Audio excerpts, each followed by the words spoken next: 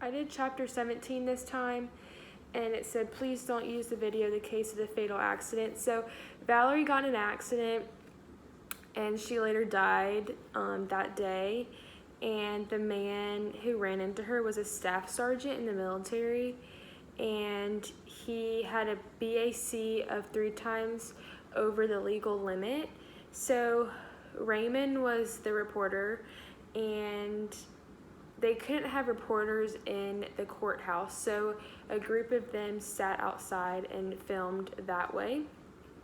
And the judge got tipped off that there was a red light camera, so they played it for everyone.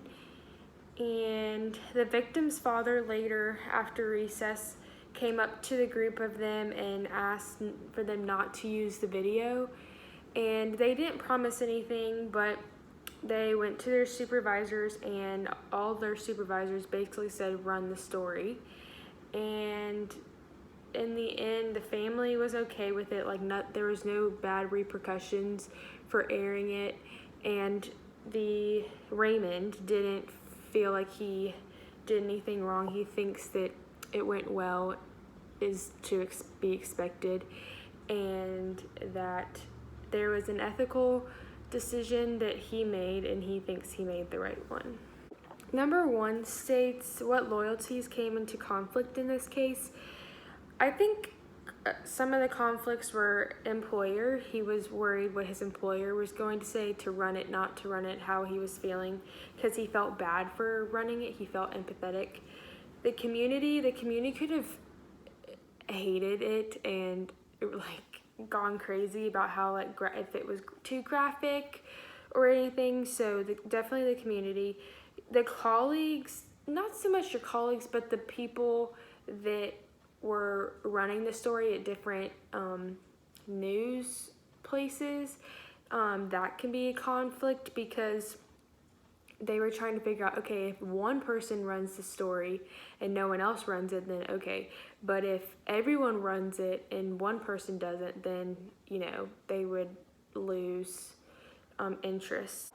For number 2, sometimes I feel like reporters do anything to get a photo, and sometimes it damages the person that they're taking the pictures of. When you take photos, you usually have to have consent of taking the photos, really. Like, for me, I can't take a picture in a classroom with a classmate unless I have to have their permission. So I feel like there's things that come into question about, should you be videoing, when should you be videoing. I feel like people just, especially big cases like that, it sometimes is, I'm gonna get the story out first, I gotta do this, I gotta do that, and you forget about the traumatic thing that happened to the family. The family's going through it. For number 3, I try to think I put myself in other people's shoes a lot. I try to give people the benefit of the doubt. I try to listen to people even though I might not agree with them. So when it says too much empathy, you'll be paralyzed, and then not enough is a great journalist type thing. I feel like you have to have balance, and I feel like you just have to trust your gut when it comes to empathy and what you should be posting, what you should be videoing. For number 4, I kind of had a whoa moment for this question, and I don't really know how to answer it, but it says, what would you say if someone asked you why it's fine to show a dead child from a faraway country, but not a dead child from down the street? That's crazy to me, and I've always kind of thought, I agree with that question. Why is it okay? My thinking is, it's too real when it's a kid down the street. People don't want to think about it. If it's, if it's far away, oh, it's sad, type thing, and then they kind of move on. And then if it's a kid from down the street, it's too real. But that's, wow, yeah, that question, that's a good question. Whoa. Number 5 says, once your bosses have made a decision to run a particular photo, is that the end of your ethical responsibility as a reporter? I think so, because you're trusting your boss to be like, okay, this is ethical, let's do this.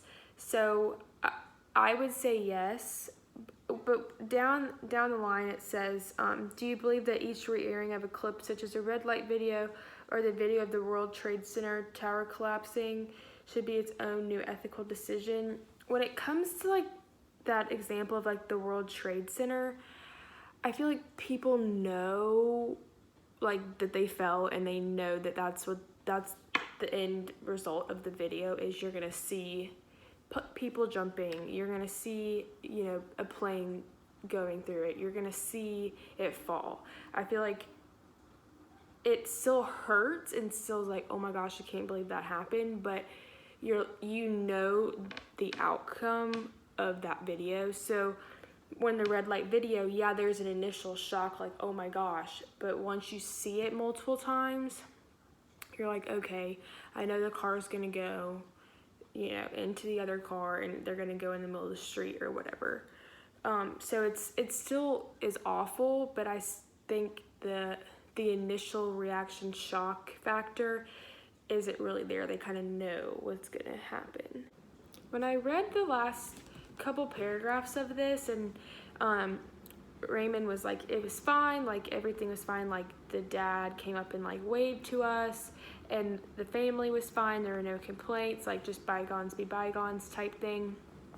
And then the staff sergeant got convicted, and then Raymond said, like, you know, I don't have like any regrets or whatever because everything went well. I feel like that's hard because it could have gone badly. Like, I'm glad that it was fine in the end, but I feel like you need to trust your gut on some things. And I think it was kind of inappropriate for the dad to come up and say, please don't run this story, because ultimately that is their job. And he did say that, but the family could have like gone off, and I feel like that's a life lesson and something that I need to take into account when I get like a big girl job and stuff. Like, trust my gut and know when my place is my place and someone else's is their place to say something to me.